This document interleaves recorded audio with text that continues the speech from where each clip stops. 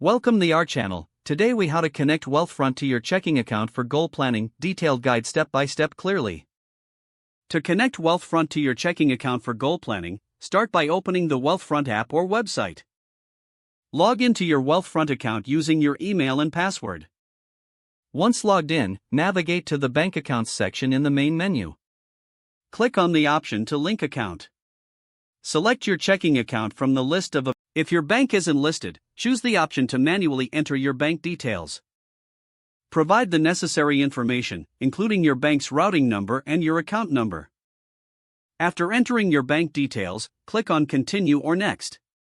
Wealthfront may require you to verify your identity for security purposes. Follow the prompts to complete the verification process, which may include answering security questions or receiving a verification code. Once your identity is confirmed, Wealthfront will prompt you to log into your checking account. Enter your bank login credentials as requested. Review the permissions Wealthfront needs to access your account. Agree to the terms and conditions to proceed. Wealthfront will connect to your checking account and begin the linking process. This may take a few moments, so be patient as the app establishes the connection. Once connected, you will receive a confirmation message indicating that your accounts are linked. Review your goal planning options within the Wealthfront app.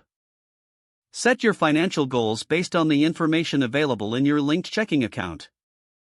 Adjust your plan as necessary to align with your current financial situation. Remember to regularly check back to monitor your progress and make any necessary adjustments.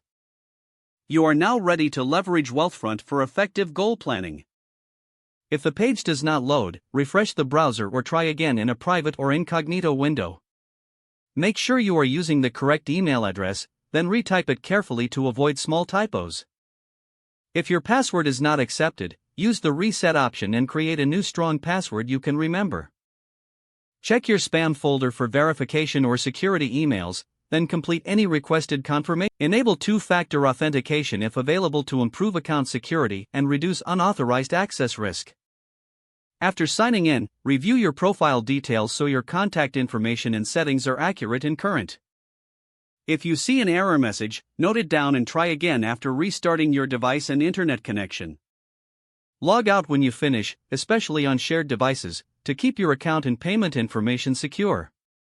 Don't forget to like this video and subscribe to our channel for more step-by-step tech guides.